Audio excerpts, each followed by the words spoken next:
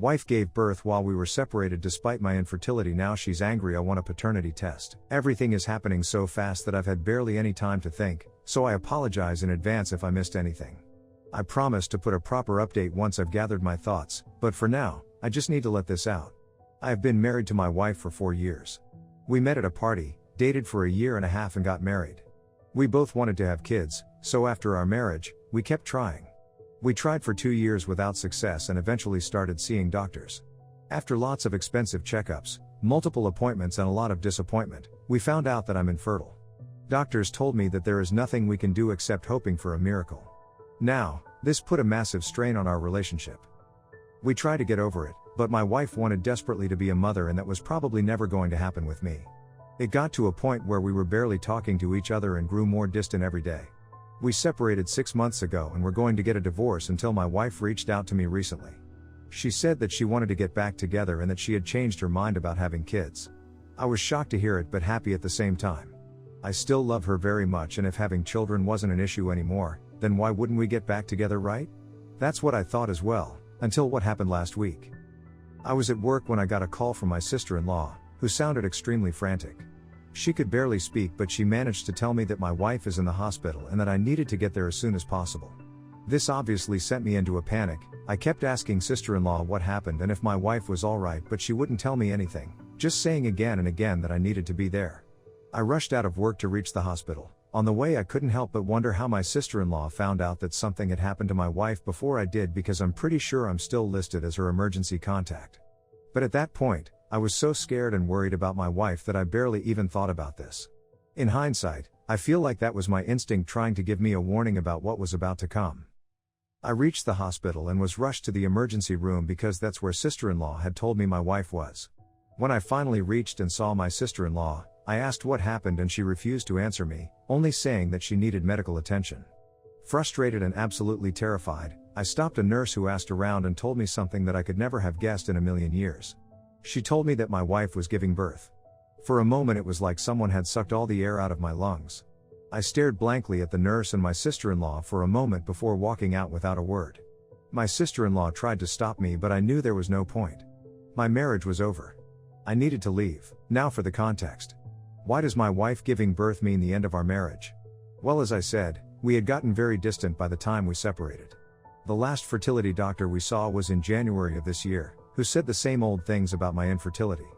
The last time we slept together was February, after which she took pregnancy tests as usual and it was negative as expected. It is now December, so whoever's child my wife birthed at the hospital is definitely not me. Did my wife only want to get together so she could manipulate me into raising another man's child? All I can think of now is to call a lawyer and file for divorce. My wife has reached out saying it's my child, and I've told her I'll only think about this if she agrees to a paternity test for the child. My sister-in-law and in-laws are saying that I'm abandoning my family. Am I the a-hole for asking for a paternity test? Update 1. It has been 3 days since my post and I've got tons of DMs with people asking all sorts of things.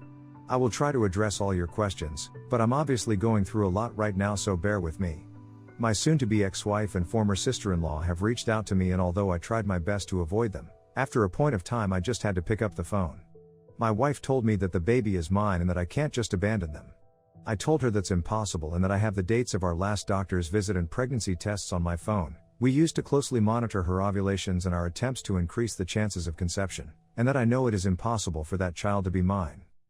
My wife refused to listen and kept insisting that it is my child and that she would never sleep with someone else.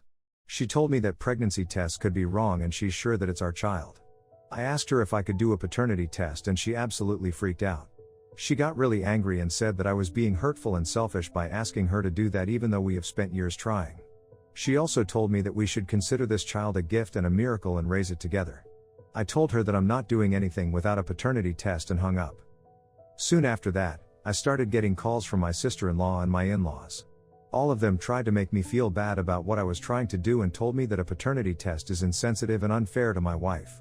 I told them that it's the practical thing to do, and if she hasn't cheated then she should have no problem with the test in the first place. I think I've made it clear that I'll have absolutely no part in either my wife's or the kid's life without a valid paternity test. I have also talked to a lawyer, who said that I should stick with the divorce filing and not do anything without a paternity test. Update 2. My sister-in-law tried to threaten me by saying she'll make a Facebook post calling me out for abandoning her sister and the baby. I told her that two can play at that game, and if I go on social media saying my wife cheated on me, things could get ugly really fast. I also tried to reason with my wife, and she kept telling me that she will only consider a paternity test if we meet face to face. I honestly didn't see the point in this, but whatever gets her to agree, I guess. I've already bought a kit online, and all I needed is a cheek swab from the baby. I'll then send it to the lab, and we should get the results in 2 days, which is great. I had practically begged my wife not to bring the baby out while I'm there, but she did not listen to me and almost made me hold the child. In hindsight, I should have probably expected that. I'm still convinced that the baby isn't mine though, but I'm doing the paternity test to be sure, and also to make my wife leave me alone. I mean, why would she hide the pregnancy if she was so sure if it's mine? Things have been crazy, and I'm still dealing with the shock I received that day at the hospital. I was starting to have hope of getting back together with my wife and found out about a hidden pregnancy. I don't know in what world she believed I would be overjoyed by this news. Anyways, I'm hoping that we'll be able to reach some conclusion today. I'm going in expecting the worst. But let's see. I'll try to put in an update later. Update 3, my wife confessed. I can honestly say that I'm relieved. A lot of people left comments saying pregnancy tests are often wrong, and I guess a small part of me was hoping the kid is mine. But my instincts were right in the first place. The day I met her, I managed to convince her for the paternity test, but before we got the results she called me and confessed about cheating on me.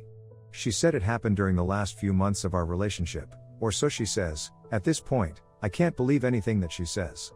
She broke down in front of me and said that the only reason she started sleeping with another man is to have a kid, and she thought I would never find out and we could raise the child together. I told her that's insane and extremely manipulative, to say the least. I don't know who the guy is, and I don't think I want to find out. I mean, I always knew she wanted kids, but I didn't expect her to plan something so psychotic to get there. If we didn't separate, I'd probably be raising another man's child thinking it's my own. After 4 years of marriage and giving everything I had to my wife, I didn't expect this. I'm glad I stuck with the paternity test though. It obviously came negative. I'm equally glad I filed for divorce. I'm gonna give her the papers soon. I just hope she signs them without a fuss. As for me, I think I'll take a break from relationships for a while. The divorce will hopefully not take very long, and I'm not paying alimony, which is a huge relief for sure. I'm glad I won't be spending the rest of my life with a psychotic cheater, and that's all that matters. My younger son is 22 and the older one is 27. I am close to both of them. The older is married, and his wife is pregnant. They both have good jobs and own their own home. She makes more money than him and is currently on maternity leave. My younger son is a student teacher. He loves what he does, but finances are tight for him. If he bought a house, the mortgage payment would be less than his rent, and he'd be building equity.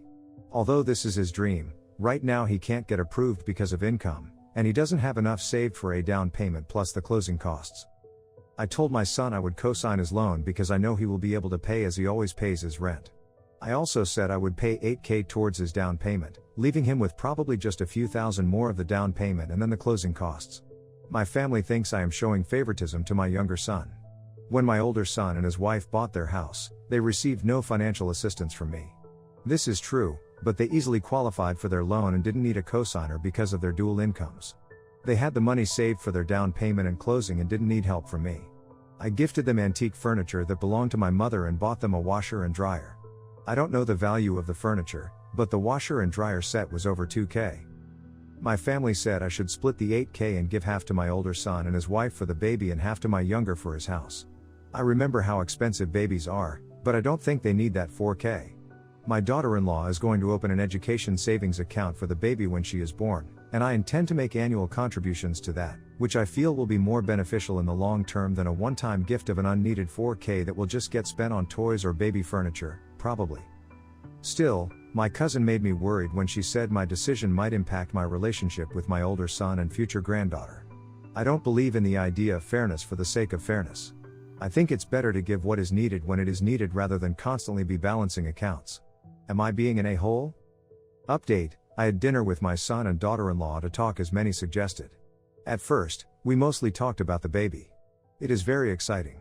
I asked if they needed anything or even wanted anything because I know babies are tough, especially the first one. Daughter-in-law was glad I brought it up. She said childcare is going to be tough when she returns to work because they both have jobs where they can be called in suddenly for emergencies. She wanted to know if I can be on their emergency childcare shortlist. I was very happy to be asked this and said I could babysit whenever needed. After that conversation, I mentioned that they probably heard about my plans to give his younger brother 8K. They laughed and mentioned that their cousin is a gossip, so yes, they've heard. I asked if that bothered them, and they said no.